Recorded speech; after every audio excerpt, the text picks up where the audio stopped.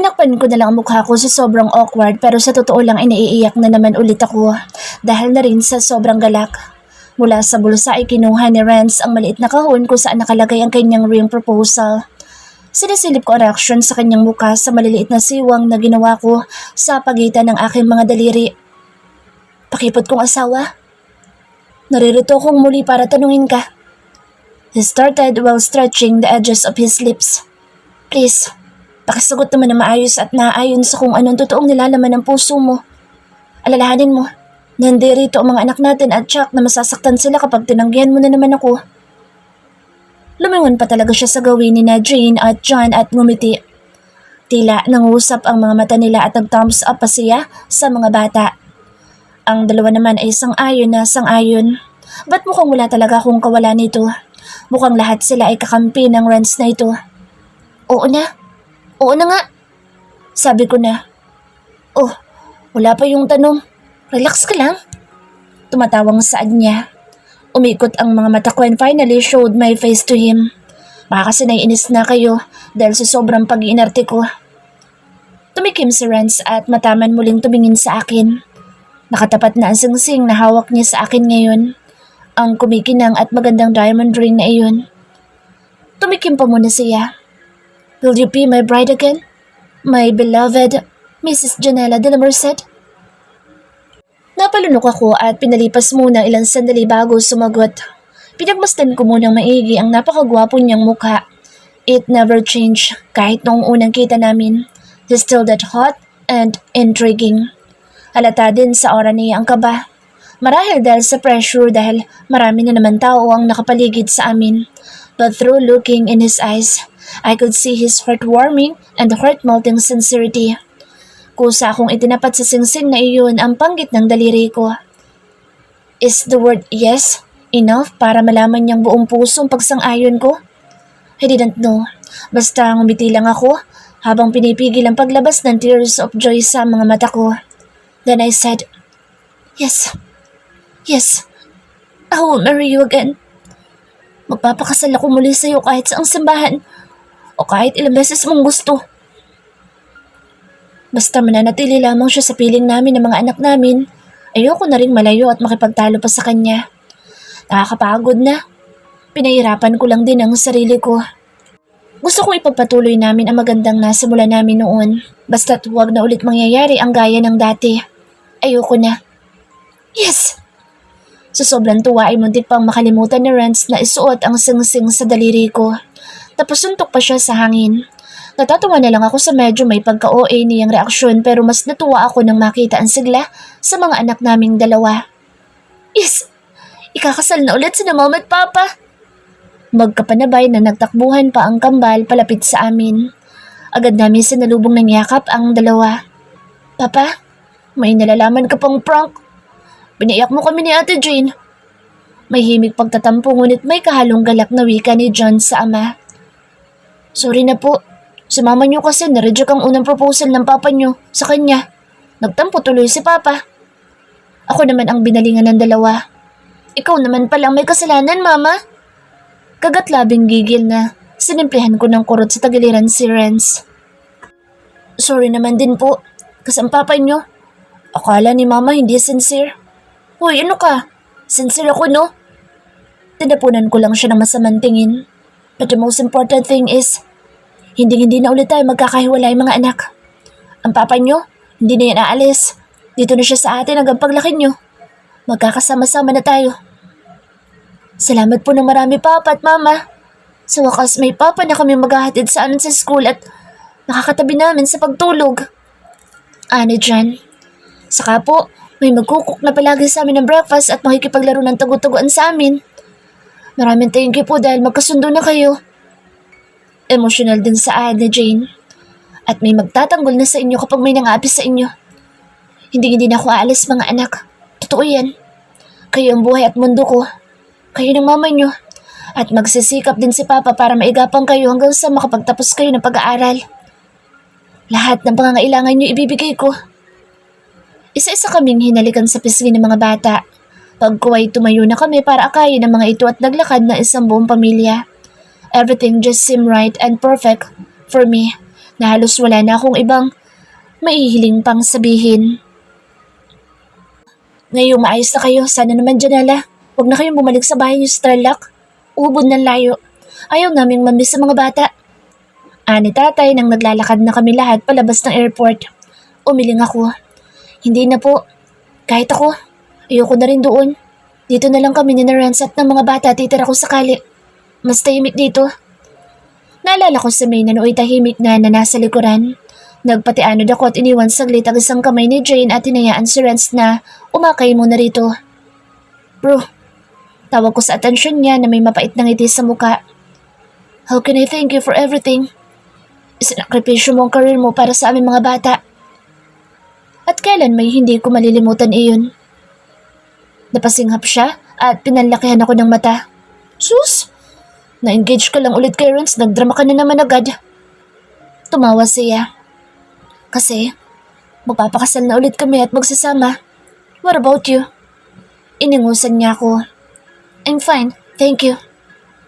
I love you, bro. Biglang nasabi ko. Siyempre, as a best friend iyon. Ngayon na nagkabalikan na kami ni Renz. Please, don't hesitate na gawin naman ang mga bagay na nais mo. Sobrang hiyang-hiya ako sa'yo. Feeling ko naging burden kami ng mga anak ko para sa pangarap mo. May once said na gusto niyang ituloy ang pagdodoktor ngunit dahil 5 taon siyang naging pangalawang ina ng mga anak ko ay naantala iyon. I love you too, bro. But please stop blaming yourself because there's no one to be blamed here. Lahat ng ginawa ko kasi love kita. As my friendly and number 1 enemy. Hindi pa naman uli ang lahat. Hello? I'm only 26. Hindi ako kumibo at niyakap na lamang siya. Matagal na yakapan iyon dahil yakap iyon na para magkapatid. I could never really find another best friend except her. Iba ang dating niya sa buhay ko kumpara kina Jordy. Sana ikaw din. Makahanap ka ng the one mo. Bulong ko pa habang tinatapik ang likod niya. Yoko nga. Mas happy ako na single, no? Baka may chinachat ka na naman dyan. If I were you, face it. Ang ganda-ganda mo kaya. Kung may problema lang kay May, yun ay dahil may pagka-boyish itong kumilos. Boyish, pero nagli-lipstick. Weird. Ew, mamaya pangit pa yung makamit ko. But you see, dahil sa kagagahan mo, napasakan si Renz. Siya dapat yung sayo. Di bali na, ayoko pa mag-anak, no? Kung sakaling ako pala nasa sitwasyon mo, hindi ko kakayanin ang inaabot ng relasyon nyo. Hoy, ano na kayong dalawa? Pinagsasalas niyo ba ako? Uuwi na tayo. May paila I love you at yakapan at iyakan pa kayong nalalaman. Sa bahay nyo na ituloy ang paglalampungan nyo. Mga malalandi. At nagsalita ang hindi mahilig. Inrapan ko muna si Renz bago ko nakuhang kumala sa yakap namin ni May. Muli kami nagkatinginan ng kaibigan ko at nagtawanan. Epal ka. Magkapanabay, panaming sabi sa kanya. Nang makalabas na kami ng airport ay hindi muna kami umuwi ng bahay at nagdiretso muna sa isang fast food. Sa intense ng dramahan at mga kaganapan kanina, parang nagutom kaming lahat. Bus din ang sinakyan namin pauwi ng bahay. Ang unang biyahe ang nakuha namin kaya maluwag pa ang bus. Itatabi ko sana ang mga bata sa akin pero pinangunahan agad ako ng Renz at ibinigay na muna ang dalawa kina nanay at tatay. Nagkuselos talaga ako. Pabulong na sabi niya sa akin nang makaupo na kami sa may pandalawahang upuan. Agad na nangunot ang noo ko at mahinang binatukan siya sa noo. Baliw? Buti pa best friend mo, niyayakap mo ng kusa at sinasabihan ng I love you. Harap-harapan. Baliw nga. Can you tell me the words that you said in the airport once again? Yung mga huling sinabi mo bago ko takpan ng mga mata mo? Napamulagat ako. Aba, yoko nga. Ismid ko. Nagdilim kunwari ang kanyang paningin. Taya. I love you. Bulong ko na sa tenga niya. O yan, huwag ka na magtampo. Pangit ka. Ngunit nakasimangot pa rin siya. Ba't parang hindi sincere? Pinandilatan ko ulit siya ng mga mata. Ang arte mo. Ito na ngang ebidensya, oh. Iniharap ko ang singising na nakasuot sa panggit ng daliri ko. Napakaganda talaga noon at bagay na bagay sa akin. At sa totoo lang, hindi ko na mahintay na mangyari ang kasal na pinaplano niya. It would be a church wedding, he said, kaya alam kong bongga iyon. Gusto kong magsuot ng napakagandang wedding gown. Akin na nga yan. Uy, bakit? Mali ako nalagay. Dapat hindi dyan. Then he put it slowly doon naman sa akin ng palasingsingan. Bibili pa ako ulit ng bago. Kung kasi, winala-wala mong wedding ring natin. Anas niya. Hinalikan niya pa ang kamay kong iyon ng paulit-ulit. Sorry naman. Look at mine. Ito oh. At pinakita niya ang kanyang ring finger kung saan nakasuot pa rin doon ang singsing noong unang kasal namin. I treasured it as much as I treasured you in my heart. Hindi ko akalain talaga na magagawa kitang pakasalan noon. I swear to God, I was so into you. I remember that night, yung kahit supladita ka pero tinamaan talaga ako sa iyo. At hindi ko alam kung bakit. Matagal na panahon ako naghintay at nagtiis para lang tuluyang maangkin ka. Di nga. 4 months lang yun, oy. 4 months na binigay kong schedule para mangyari ang kasal namin. Up until now, I was still skeptical kung bakit. Bakit niya ako pinakasalan? Pakaramdam ko ay nasa hot seat ako ng mga oras na iyon. Kaalis lang ni Renz kasama ang mga anak namin at ngayon nga ay kaming dalawa na lamang ng bianan ko ang nasa loob ng silid na iyon. Nakatayo lang ako sa harap niya at sa ilalim nakapako ang mga mata. Para akong maiihi sa nervyos and at the same time sa inip. Sino bang unang dapat na magsalita sa amin dalawa? Ako ba o siya? Why don't you take that chair and sit? Baka mangalay ka. She said na nagtapos sa nakabibinging katahimikang iyon. Napaliwan nga ako sa upuan sinasabi niya at walang ingay na kinuha iyon para aking upuan. You have a nice hair. She said na biglang nagpa-conscious sa akin. Napahawak tuloy ako sa lampas balikat kong buhok. At ang ganda rin ng complexion mo. Not white, not morena. Tama-tama lang. Hindi ko magawang salubungin ang kanyang tingin. She was smiling ngunit naiiling akong tumugon. I thought we were about to talk something important ngunit bakit tila kino-compliment lang niya ako? I remember those times when I was young. Marami din ako naging suitor. Maraming pinaasa. Pero sa isang lalaki lang ako bumagsak. Tumagilid siya at tumarap sa akin. The glare in her eyes was shining like a star. And you know what? Tutol din sa kanya nung una mga magulang ko because they wanted someone for me. He was a simple son of a small enterprise owner. Tapos nagtanan kami. Then he got me impregnated tapos yun. Tinanggap din siya ng parents ko and we got married. Sinubukan niyang bumangon at naalarma ako. Akma ko siyang aalalayan ngunit sinanyasan niya kung wag na. Am I fool? Tapos sa inyong dalawa tutol na tutol ako. Mapait siyang umiti sa akin. Hinawakan niya na mahigpit ang kamay ko. Siguro dahil likas lang na masama ugali ko. Look at what happened to me and my husband. Nanawa na rin siya sa akin. He left me already. Umuntong hininga siya at nagpahid ng luhang nangilid sa mga mata. And he cheated on me once. Kasi gusto niya raw na magdagdag pa kami ng anak pero ayoko dahil ayoko matigil na naman sa trabaho noon. And takot ako na masira ang figure ko. You know, motherhood things. At dahil nawalan ako ng oras sa kanya, I can't remember the whole thing. Basta it happened 2 decades ago. I wanted to sue him kaya lang may pangalan akong inaalagaan kaya nanahimik na lang ako. After all, tinigilan na niya naman. But I don't know. Maybe pasekreto niyang sinusustentuhan ng anak niya sa babaeng iyon. But I don't care anymore. Basta nagkaroon kami ng kasunduan na ako masusunod sa lahat ng bagay. Tumigil siya at muling tumitig sa akin. Kumpara kanina ay maliwalas na ang kanyang muka. Ngayon hindi pa rin ako kumikibo. But I answered her back when she smiled again. Pasensya ka na. Bakit ba naikwento ko pa tungkol doon? Wala lang. Alam mo kasi, ngayon lang ako nakapag-open up tungkol doon. Tumangutango lang ako without knowing what the words to say. Hindi pa rin niya binibitawan ang kamay ko. Ang singsing na to. Napakaganda. Hinawakan niya ang engagement ring na ibinigay ni Ren sa akin. Ilang segundo niyang pinagmasdan iyon habang paulit-ulit na nilalaro sa daliri ang pendant. That kind of smile didn't fade on her face. Kaya pala nawawala. Kinuha niya pala mula sa taguan ko at ibinigay sa'yo.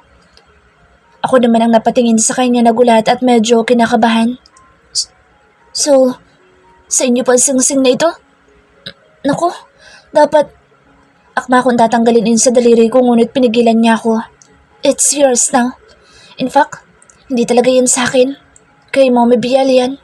Itinago ko lang.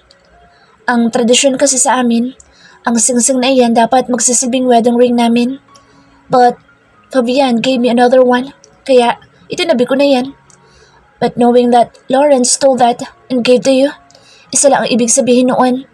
My son really loves you. Kumilo siya at biglang niyakap ako. Mahigpit na yakap iyon na noong una ay nagdadalawang isip pa ako kung tutugunin o hindi. But in the end, I chose to hug her back. I'm so grateful that I was able to meet your family. Ang dami kong self-realization. Gusto kong humingi ng tawad sa mga walang katuturang bagay na ginawa ko para masira ang relasyon niyo ng anak ko. I know I wasn't in the right place to do all that. Napakasama kong ina at bianan. Nagpadala ako sa greed at impluensya ng pera na wala naman talaga sa tama. I don't know the right words to say but just sorry. Mapapatawad mo ba kaya ako? Maraan akong tumango at masinigpitan ang yakap sa kanya. Ramdam ko na totoo siya sa sinasabi dahil habang nagsasalita ay yumuyugyug ang balikat niya. Hinagod ko pang maigi ang likuran niya. Finally, ang kahilingan ni Renz para sa ina ay tila natutupad na. Dahan-dahan akong kumalas at lakas loob na hinarap siya. Ngumiti ako at tumango ng ilang ulit. Huwag niyo na pong alalahanin iyon dahil pinatatawad ko na kayo. Ito lang naman po ang pinakahihintay namin ng anak niyo. Ang magbago kayo at maging malambot ang puso niyo. Magiging ipokrita ako kung hindi ko sasabing nagalit ako sa inyo pero matagal na po iyon at madali nang makalimutan. Basta po ba? Basta po maging mabait kayo sa mga apo niyo at sana'y makarating kayo sa araw ng kasal namin ni Renz. Isa pang pigil na luha ang bumalatay sa mukha ng ginang. Of course. Siyempre, mga apo ko yun pero isang pinoproblema ko. Matutulungan mo ba ako? Gusto kong mawala sa isip nila ang takot nila sa akin. Gusto kong maging close din sa kanila tulad ng Lola Conchita nila. Please, help me out, Iha. Madali lang naman po iyon. Mommy, please. From now on, call me Mommy. Mommy. Parang may bikig sa lalamunang sambit ko pa. Hindi naman po pala tanim ng galit ang mga bata. Basta po nakikita nila na mabait ka sa kanila ay ganoon din sila. Kung alam niyo lang po, minsan na rin nilang nabanggit na gusto kayo nilang makilala. Totoo? Kung ganun... Ngunit hindi na natuloy ang usapan namin ni Mommy nang bigla na lang nagbukas ang pinto. Sabay pa kaming napalingon at ang mukha na nag-aalalang si Renz ang aming nabungaran. Agad siya lumapit sa amin kasama ang aming mga anak. Saktong-sakto pa noon ay may luha sa aking mga mata. Mine? Why are you crying? Mommy, ano na namang... Relax, hindi ba pwedeng tears of joy ito? Nagkatinginan kami ni Mommy at sabay na napangiti. Don't tell us, you hindered our conversation dahil dyan sa iniisip mo. Saglit na naglipat ng tingin si Renz sa amin dalawa pag ko ay natatawang napakamot sa ulo. So, magkasundo na ba kayo? Si Mommy ang una nag-react. Napakaswerte ninyong dalawa sa isa't isa. I wish you to live a long life together. And please, give me a lot of appos. Bumaling siya sa mga bata at ngumiti ng pagkatamis-tamis. She opened her arms. Dumaan ang ilang saglit na hindi kumilos ang dalawa. Tumingin muna sina Jane at John sa amin na tila humihingi ng signal kung dapat ba silang maniwala o hindi. Tumango ako at the same time si Renz. Please, give your Lola your sweetest and warmest hug. She would love it. Definitely love it. At pagkasabi noon ay hindi na nga nagdalawang isip pa ang dalawang bata. Halos mag-unahan pa mga ito sa pagsampa sa kama. We love you, Lola. They said kasabay na mahigpit na yakap sa matanda. Their warmest and sweetest love. Yun ang kalakip sa mahigpit na yakap na iyon. Napagmasdan na lamang namin ni Renz ang mga ito ng may parehong tuwa sa puso. I love you too mga apo. At nag-group hug pa kami 5. Nang araw ding iyon ay nailabas na si Mommy ng ospital. Iniuwi namin siya kasama ang mga bata sa mansyon. Lola, are you a queen? Hindi makapaniwalang tanong ni John nang unang beses na makakita ito ng ganoong kalaking tirahan. Maging si Jane ay napatanong ng ganoon sa Lola. Yes, I'm a queen. Mabilis na sagot ng matanda. Ito ang nakaakay sa dalawang bata habang naglalakad patungo main door. And you are my prince and princess. At lahat ng gusto ninyo ibibigay sa inyo ng lola. Would you like to live with lola sa ganitong kalaking palasyo? Tumango ang dalawang bata at masiglang sumagot. Opo. Opo, lola. Gusto namin dito tumira. Kung ganoon palagi magpapahanda ng masarap na pagkain ang lola. Yay! Pagkapasok sa loob ay kitang-kita ang pagkamangha sa mukha ng mga bata. Agad na nagsabi sa mommy na itutur niya muna ang mga ito sa kabuuan ng mansyon. Pagko'y sama-sama kaming nanananghalian. Hindi ako mapakali sa aking kinatatayuan. Dahil ko pa ang sinilihan dahil sa sobrang pananabik at inip sa paghihintay. Nakailang lakad at balik ako. Panay sulyap din ako sa orasang pambisig ko. What's taking my bride so long to arrive? 5 minutes na lang at malalate na siya sa kasal namin. Dahil sa tradisyon na bawal daw kami magkita ng gabi bago ang kasal ay sa isang hotel ako natulog kagabi. Magdamag din kaming walang usap-usap ni Janela. That's why I arrived almost 1 hour earlier dahil ayokong paghintayin si Janela. At sabik na ako makita siya. But looks like ako ang paghihintayin niya na sobra. Wala namang problema sa akin dahil 5 years nga ay nagawa ko magtiis. Kaya lang dahil sa kasabikan ko muli siyang makaisang dibdib ay malapit na ako mag-hysterical dahil wala pa siya. Darating si Janela. Huwag ka mag-alala, Renz. Alo pa sa akin ni Nanay Conchita. I try to stay focused and composed habang naghihintay nga sa kanya. Baka naman na traffic lang or whatsoever. Pero sa totoo lang hindi buong kagalakang nararamdaman ko ng mga sandaling iyon. Kanina kasi, I received a phone call from mommy na baka hindi raw siya makaabot sa kasal namin dahil na-delayed ang flight schedule niya. But she promised to be in the wedding venue para makasama kami at makihalubilo sa mga balain niya. At syempre para makipagkasundo na rin sa mga ito. This day was much awaited pero hindi ko alam kung bakit ganito. Bakit parang may mali? Bakit parang tilang may humahadlang na naman? Panay ang check ko sa phone to see if May already replied. Ngunit wala. Kanina pa rin ako tumatawag ngunit hindi rin ito sumasagot even Janela. Everyone was here already. Nandito ang mga friends niya. Sina Jordy, Wimper, Daisy, and Shara. Fortunately, they love my wife so much that they made their way to be in here. Pero 10 minutes na. 10 minutes nang late si Janela. Darating pa kaya siya? Ren, saan ang punta mo? Hindi ko na po mahihintay pa si Janela. Baka may kung ano nang nangyari sa kanya. Ako na po susundo sa kanya sa bahay. Talagang hindi na ako mapakali. I need her to be here right now. Para na ako mababaliw ng mga oras na iyon. Litong-lito na ako. Papa! Sinanyasan ko ang mga bata na manatili lang sa kinaupuan nila kasama ang tito at tita ng mga ito. Nagmamadali ako naglakad palabas. Sa paligid, hindi ko alintana ang mga taong nagtataka at nakatingin sa akin. Hindi pwede mapurnada ang araw na ito. Hindi pwede. Hindi. Malapit na ako sa tapat ng malaking pintuan ng simbahan at akmang bubuksan na iyon na biglang umawang iyon. Sumilip ang liwanag na nagmumula sa tarik na araw hanggang sa unti-unting lamunin ng liwanag ang aking mga mata. At maya-maya pa, naaninag ko ang bulto na isang babae. Nakadamit ng puti at ubod ng habang gown na halos punasan na ang sahig. Nakabelo ito ng puti na may kasama pang tiara. Bitbit ang punpo ng mga puting bulaklak sa harap nito at dahan-dahang naglalakad papasok. Noong una akala ko'y namamalikmata lamang ako because this wasn't the gown Janela and I rented doon sa shop. Napakasimple lang noon at hindi ganito kakinang because the gown the bride was wearing was embedded with tiny beads of crystals too. Napalunok ako when I finally saw the face of the lady wearing that lovely gown. Walang iba kung hindi ang magiging asawa ko sa ikalawang pagkakataon. Sorry, pinaghintay ba kita? Sa isang iglap, lahat ng pag-aalala ko ay nawala. No, everything's worth the wait. Sandaling tila nawala ako sa sarili. Napakaganda ng aking bride. Hindi ko alam kung lalapit ba ako sa kanya at sabay kaming lalakad patungo altar o muli akong babalik doon para maghintay sa pagdating niya. But the rehearsal was, she must be walked by her father towards me. Pero bago pa ako nakapag-isip ng tama, natagpuan ko dala ang sarili na inaangkla ang kamay niya sa akin. Bahala nang masira ang plano pero nandito na at kagabi ko pa siya talaga gustong mahawakan.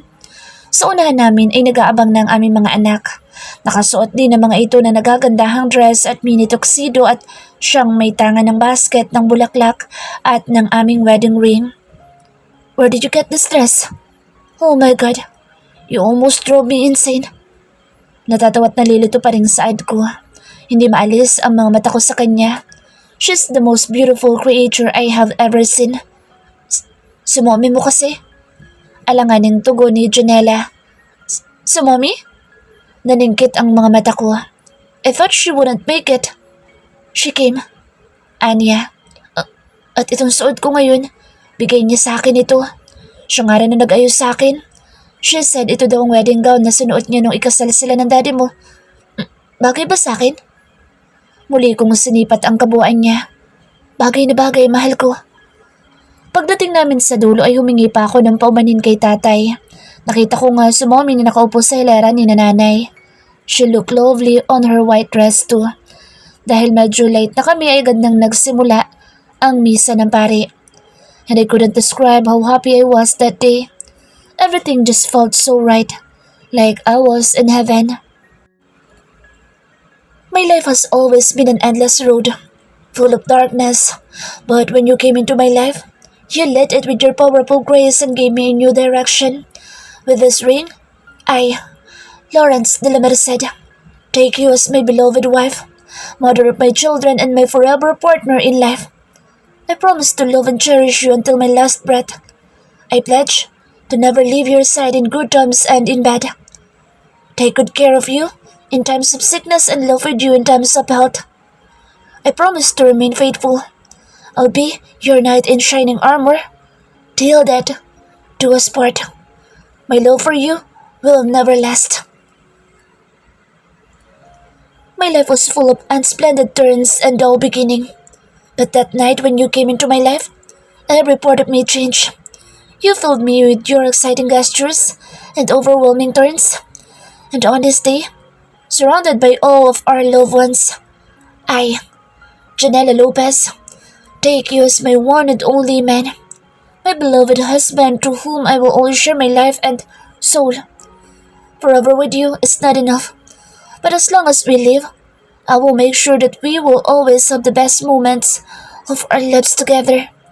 This ring, will it serve as my unconditional devotion to you? I promise to be your best partner in life through your ups and downs.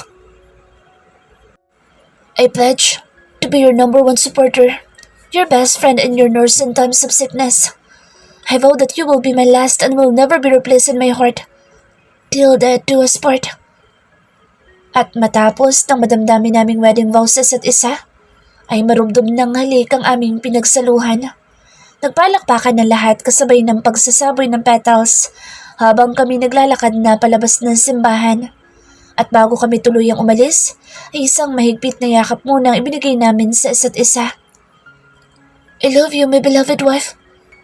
I love you so much. I love you too, my beloved husband. I love you, I love you. Congratulations. Mula sa kalayuan, ay nakarinig ako ng pamilyar na pagbati. Agad ako lumingon upang alamin kung tama ang hinala ko. At ganoon na lang ang galak sa puso ko nang makita si Daddy na nakatayo roon. Fabian? What are you doing here? Ngunit mukhang hindi lang ako ang unang nakakita sa kanya. Maging si Mommy. Urong-sulong pa ito kung lalapit kay Daddy. Alanganin at mapait na ngumiti si Daddy. I'm sorry, honey. Mababa at may pagsusumamong saan nito. I'm sorry for the things I did and I'm sorry for leaving you.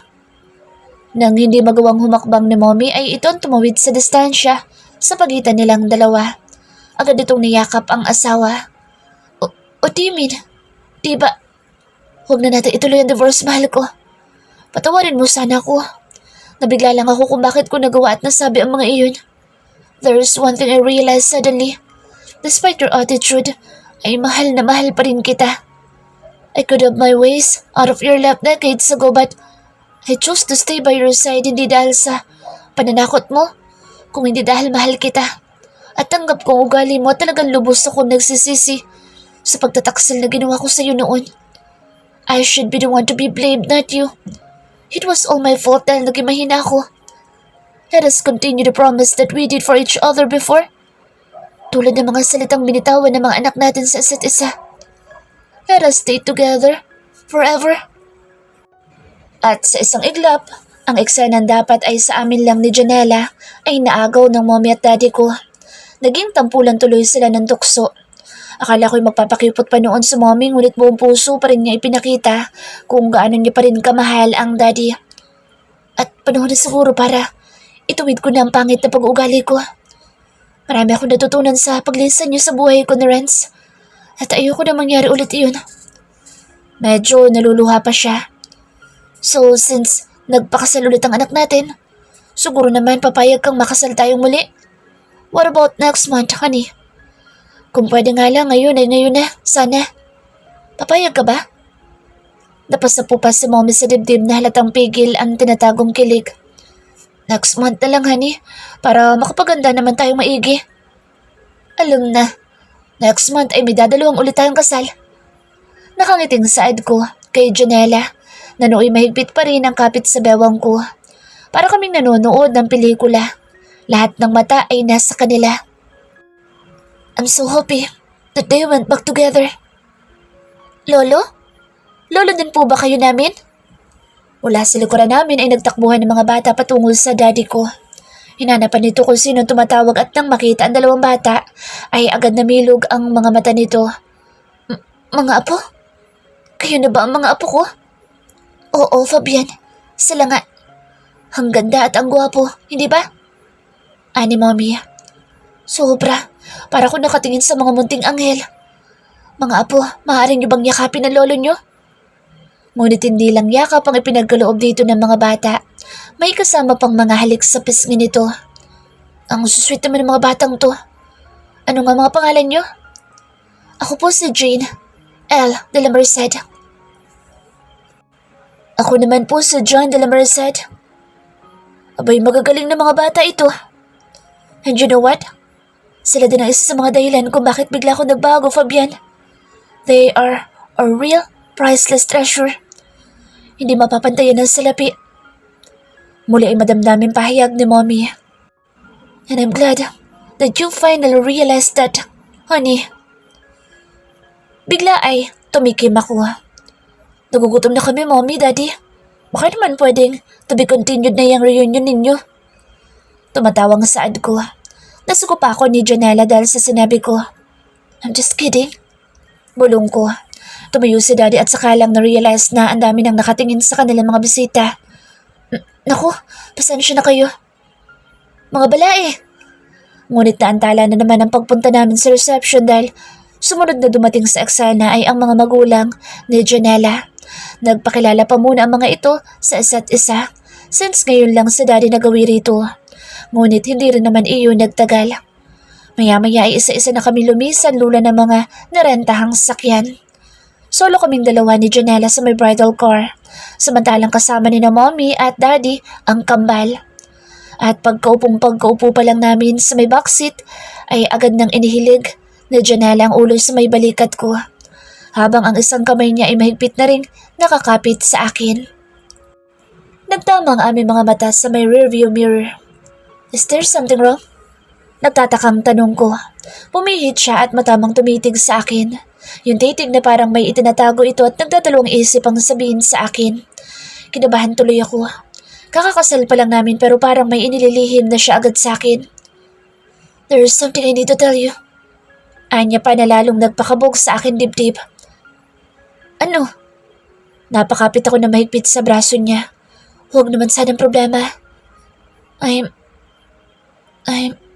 What? Hindi na talaga mapakaling tanong ko. I'm pregnant. Anya, na biglang nagpatahimik sa akin. 2 months na. And you know what? Nakagat niya pa ang pang-ibabang labi. It's another kambal. Walang mapagsidlan ang kaligayahang nadarama ko sa mga oras na ito. Wala na nga akong mahihiling pa. All I wanted right now ay mag-iisang mabuti at mapagmahal na asawa niya at ama ng mga anak namin. Wala akong ibang gustong gawin kung hindi alagaan sila at araw-araw na iparamdam ang pagmamahal ko.